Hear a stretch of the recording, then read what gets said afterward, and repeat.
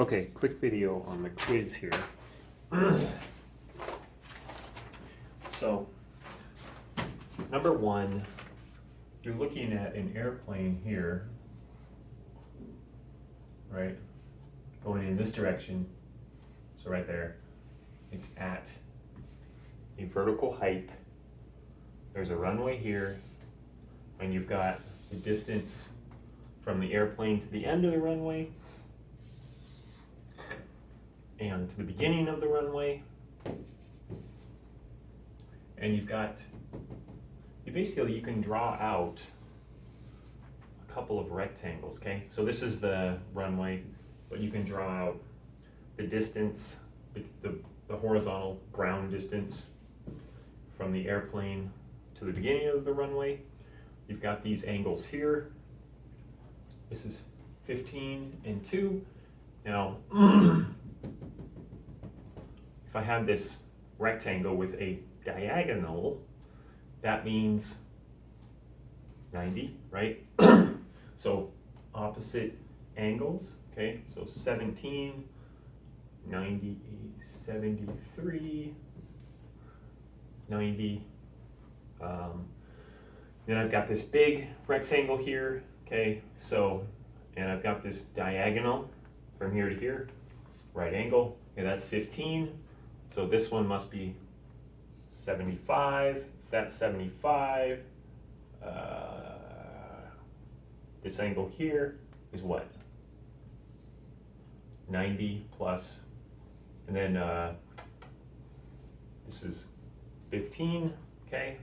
So 15 and 2 is 17, so 180 minus 17 gives you this angle, okay? Now, I have 8,000, so this is 8,000 feet, right? That's this leg. I have two angles within this triangle here, and I did it by drawing out a big rectangle and using some of the opposite angles theorems, right? Parallel lines, line goes through them, opposite angles are equivalent, okay? So I figured out 15 and 2, so this angle must be 180 minus 163, right? Or 180 minus 17, okay? So I've got all these different angles. I've got all the angles of a triangle and a leg. Law of sines, right? So you can do law of sines there, and that'll actually give you the entire first page. Okay, so now,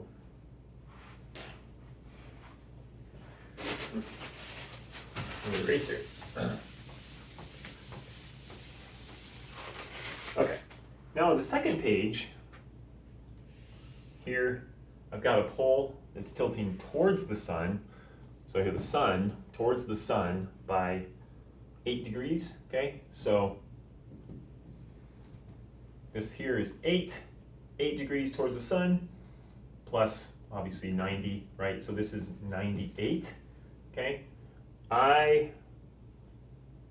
22-foot shadow, so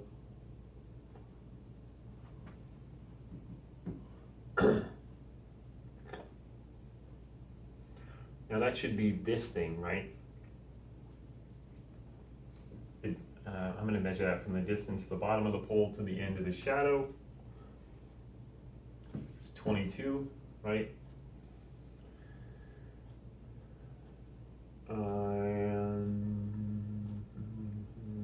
The angle of elevation from the tip of the pole, tip of the shadow to the top of the pole, so that angle there is 43, 98.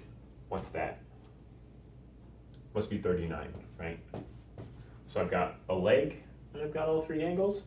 Law of sines again, right? Okay, number 3.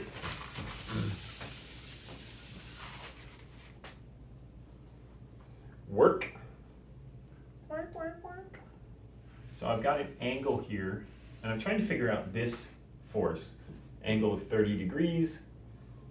The force in this direction is 45 pounds, okay? So that means this vector is 45 long. I need to figure out what this vector is. okay? Use cosine. Cosine of 30 degrees is the magnitude of that vector over the magnitude of the 45-pound vector, right?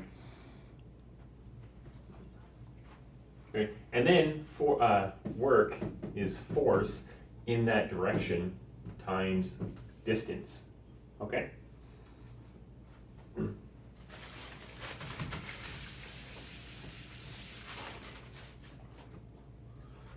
And then a similar, you're kind of doing the same thing here with this cart, okay? You've got an angle of 25 degrees, you've got this cart sitting on it, okay? It's more like there, okay? So I got a cart sitting on it, and I'm trying to figure out how much force, I need force in that direction, okay? So vertically, it's 100 pounds, right? Yeah, it's 100 pounds going this way. Some of that is going into the ramp, and some of that is going up the ramp, okay? So it's the same triangle, I'm just moving it around a bit. So this is the equivalent of the force going up there, 100 pounds going down, something going into the ramp, 25. There I have a right triangle, okay? Can you find F using sine? Okay.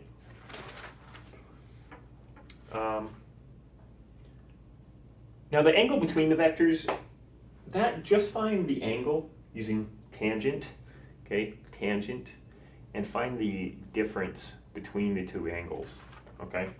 So I've got a 4, 4, that means that theta is arc tan of 4 over 4, okay, so you should be able to figure that. And then I've got another angle, alpha is arc tan of y over x, okay? I don't want to do the whole thing there, but then find the magnitude, which is just the x squared plus y squared, and then take the radical. Okay, that tells you how long they are. Okay, lastly, the airplane with an airspeed. So this is really the tough one here. I don't want to show it to you, but if I have vector 1 and vector 2, so they are going to have magnitude v1 and direction. Okay, that's magnitude cosine theta, magnitude sine theta, and then same thing for the second vector. Maybe like cosine alpha, okay? Sine of whatever its direction is. Now if I want to find a resultant vector, we'll call it r, so v1 plus v2 is my r vector, okay? And that's going to be v1 cosine theta plus v2 cosine alpha, comma, v1 sine theta plus v2 sine alpha. And these are the magnitudes, okay? So that's how you get the resultant vector. Now this is going to give you an x, comma, y value. And if you find r magnitude, that's going to be the square root of x squared plus y squared, right? And then you want to find direction. We'll call it alpha, beta, gamma, delta, epsilon, whatever angle you want to use, maybe phi, okay? And so that is going to be the arc tan of y over x, okay? So that should give you a pretty good idea of how to do all of those problems, okay? So then once I find that, I have the magnitude and the direction, and so I can write that as the magnitude times the cosine of whatever phi, comma, magnitude sine phi, okay? So that should give you a pretty good idea, again, of just how to do that, okay? So hopefully that does help, and hopefully you can hear all this because I have headphones in, so. Okay, I'll see you guys Monday.